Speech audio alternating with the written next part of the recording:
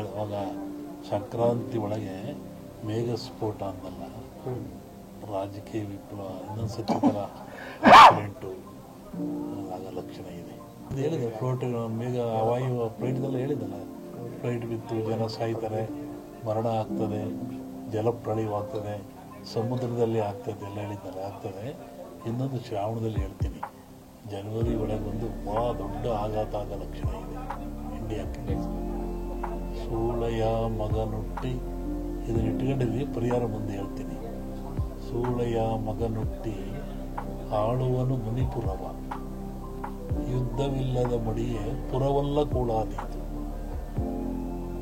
ಇದು ಹಾಕ್ರಿ, ಇದು ರಿಸಲ್ಟ್ ಹೇಳ್ತೀನಿ, ಬಿಡಿಸಿ ಹೇಳ್ತೀನಿ ಅದು ಏನು. ಇನ್ನೊಂದು, ಅಕಾಲದಲ್ಲಿ ಮಳೆ ಬಂದರೆ ಸಕಾಲದಲ್ಲಿ ಮಳೆಗೆ ತೊಂದರೆ ಆಗ್ತದೆ. ಮುಂದೆ ಬೇಕಾದಾಗ ಮಳೆ ಬರಲ್ಲ. ಈಗ ಬಂದುಬಿಟ್ಟಿತ್ತಲ್ಲ, ಮುಂದೆ ಒಳ್ಳೆ ಬಿತ್ತನೆ ಕಾಲ, ಬೆಳೆ ಕಾಲ, ಬೇಕಾದಾಗ ಬರಲ್ಲ. ಅಕಾಲದಲ್ಲಿ ಮಳೆ ಬಂದರೆ ಸಕಾಲಿ ತೊಂದರೆ ಆಗ್ತದೆ. ಈ ಸರಿ ಅಂಥದ್ದು ಏನಿಲ್ಲ, ಸಮತೋಲನ ಆಗ್ತದೆ. ಇನ್ನೂ ಜಲಪ್ರಳಯ ಇದೆ, ಹಾಗಿದ್ರೆ ಜಲಪ್ರಳಯ ಇಡೀ ಭಾರತ, ಇವು ಜಗತ್ತಿಗೆ ಇದು. ಸಾಗರದಲ್ಲಿ ಒಂದು ಅಚ್ಚರಿಯ ಸಂಗತಿ ಕಾಣುತ್ತೆ. ಜಲಸ್ಫೋಟ ಅಂತ ಹೇಳಿದ್ದೆ ನಾನು, ಅಲ್ಲಿ ಒಂದು ಆಗ ಲಕ್ಷಣ ಎರಡು ಸೇರಿ ಮನುಷ್ಯರೇ ಮಾಡೋದಲ್ಲಿ. ಕೆಲವೊಂದು ಹೇಳಕ್ಕೆ ಹೆದರಿಕೆ ಆಗುತ್ತೆ. ಪರಿಹಾರ ಏನೆಲ್ಲ ಭಗವಂತನ ಧ್ಯಾನ ಮಾಡಬೇಕು ಅಷ್ಟೇ. ಯಾವ ಪೂಜೆ ಪುರಸ್ಕಾರದಿಂದ ಏನು ಉಪಯೋಗ ಆಗಲ್ಲ. ನೇರವಾಗಿ ಭಗವಂತನ ಧ್ಯಾನ ಮಾಡೋದೇ ಮುಖ್ಯ, ನೆನೆಸ್ಬೇಕು. ಸೂಳೆಯ ಮಗನುಟ್ಟಿ ಆಳುವನು ಮುನಿಪುರವ, ಯುದ್ಧವಿಲ್ಲದ ಮಡಿಯೇ ಪುರವಲ್ಲ ಕೂಳಾದೀತು. ವಿಷ್ಣು ವಾಮಾವತಾರದಲ್ಲಿ ವಾಮನ ಭೂಮಿ ಕೇಳಿದ, 3 ಅಡಿ ಭೂಮಿ ಕೇಳಿದ, ಎಲ್ಲ ಉಳಿತು. ಅಮೇರಿಕ ದೇಶದಲ್ಲಿ ಅಲ್ಲೇ ತುಳಿದವನ್ನ ವಿಷ್ಣು ವಾಮಾವತಾರದಲ್ಲಿ ಬಲಿಯ, ಅದನ್ನು ಮುನಿಪುರ ಅಂತ ಕರೆದರು. ಏನ್ಸಂಟ್ ಇಂಡಿಯಾ ಹಿಸ್ಟ್ರಿ ಒಳಗೆ ಅಮೇರಿಕವನ್ನ ಮುನಿಗೆ ದಾನ ಕೊಟ್ಬಿಟ್ಟಲ್ಲ, ಅವನು ವಾಮನಿಗೆ ದಾನ ಕೊಟ್ಟನಪ್ಪ, ಅದು ಮುನಿಪುರ ಅಂತ. ಯುದ್ಧವಿಲ್ಲದ ಮಡಿಯ ಪುರವಲ್ಲ ಕೂಳಾದೀತು. ಮುನಿಪುರ ಅಂದ್ರೆ ಅಮೇರಿಕವನ್ನ ಮುನಿಪುರ ಅಂತ ಕರೀತಾರೆ. ಅದು ಅಮೇರಿಕ ಒಂದು ದೇಶದಾಗಿಲ್ಲ, ಎಲ್ಲರೂ ಸೇರ್ಕೊಂಡ್ರದಲ್ಲಿ. ಶ್ರಾವಣ ಮೇಲೆ ಹೇಳ್ತೀನಿ, ನೋಡು ಹೇಳಿದ್ದೀನಿ, ಇನ್ನೂ ನೋಡ್ತಿರ್ಬೇಕಾರೆ. ಹಿಂದೆಲ್ಲ ಹೇಳಿದ್ನಲ್ಲ, ಮೊನ್ನೆ ಹೇಳಿದ, ಕೆಲವು ಮುಳುಗ್ತವೆ ದೇಶಗಳು, ಕೆಲವು ಹೇಳ್ತವೆ, ಹೊಸ ರಾಜ್ಯಗಳು ಉತ್ಪತ್ತಿ ಆಗ್ತವೆ ಅಂತ ಮೊನ್ನೆ ಹೇಳಿದ್ದೆ. ಮತ್ತು ಮದ್ದಿಲ್ಲದ ಕಾಯಿಲೆ ಬರುತ್ತೆ, 5 ವರ್ಷ ಇರುತ್ತೆ ಕಾಯಿಲೆ ಅದು. ಮತ್ತು ಕೊರೋನಾ ಬಂತಿದ್ದು, ಇದು ಇನ್ನೊಂದು ರೂಪವನ್ನು ತಾಳುತ್ತೆ. ಆದರೆ ಸಾವು ನೋವು ಕಮ್ಮಿ, ಕಾಯಿಲೆ ಮಾತ್ರ ಈ ಸಂವತ್ಸರದಲ್ಲಿದೆ. ಹೊಸ ರೋಗ ಉತ್ಪತ್ತಿಯಾಗಿ ಉಸಿರಿಗೆ ಸಂಬಂಧಪಟ್ಟದ್ದು, ಜನ ಆ ಥರ ಸಾಯ್ತಾರೆ.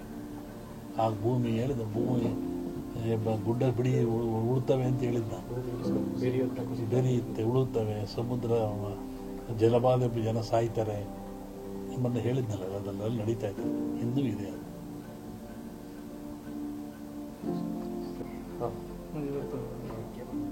ಹೇಳಿ. ಸಚಿವರು ಭೇಟಿ ಕೊಟ್ಟವರು ಕೇಂದ್ರ ಸಚಿವರು ಅವರು ಸೋಮಣ್ಣವರು ಸುಮಾರು 30-40 ವರ್ಷಗಳಿಂದ ಇಲ್ಲಿಗೆ ಬರ್ತಾ ಇದ್ದಾರೆ.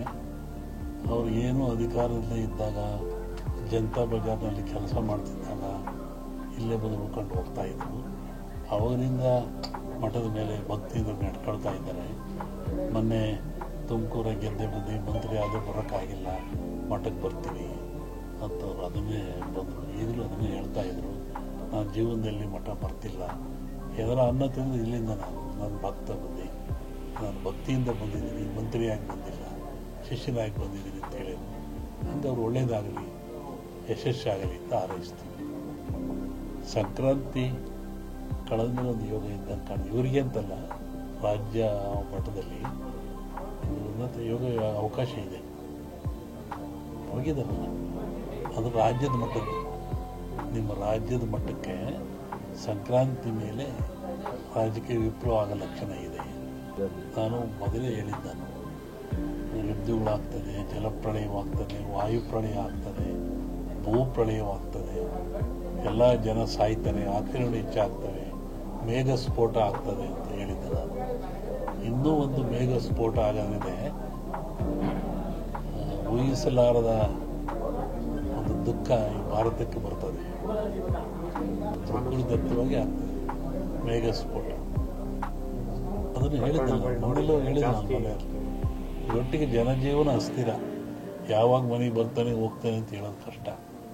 ಅಸ್ಥಿರ ಇನ್ನೂ ಜಾಸ್ತಿ ಆಗ್ತದೆ. ಅದರಲ್ಲಿ ಅರಸನಾಲಯಕ್ಕೆ ಕಾರ್ಮೋಡ ಕವಿದೀತು. ಅದು ರಾಜ್ಯಕ್ಕೂ ಇದೆ, ಸೆಂಟ್ರಲ್ಗೂ ಇದೆ. ಹಿಂದೆ ಹೇಳಿದ 2-3 ಜನ ಪ್ರೈಮ್ ಮಿನಿಸ್ಟರ್ ಕೊಲೆ ಆಗ್ತಾರೆ, ಸಾಯ್ತಾರೆ ಅಂತ. ಅದು ಆಗ್ತದೆ. ಸಂವತ್ಸರ ಪರದಲ್ಲಿ ಕಷ್ಟ. ಬಡ ಲಕ್ಷಣ ದ್ವೇಷ, ಅಸೂಯೆ. ಈ ಮಧ್ಯೆ ಒಂದಿಬ್ಬರು ಬಲಿ ಆಗ್ತಾರೆ. ಹೇಳಿದ್ದಲ್ಲ, ಸಂಕ್ರಾಂತಿ ಮೇಲೆ ವಿಪ್ಲವ ಆಗೋ ಲಕ್ಷಣ ಇದೆ. ಇಲ್ಲ, ಸಿದ್ದರಾಮಯ್ಯಗೆ ತೊಂದರೆ ಇಲ್ಲ. ಮೂಡ ಬರುತ್ತೆ, ಮೂಡ ಹೋಗುತ್ತೆ. ಏನು ಆಶೀರ್ವಾದ ಬಂದ್ರೆ ಆಶೀರ್ವಾದ ಆಗ್ತದೆ.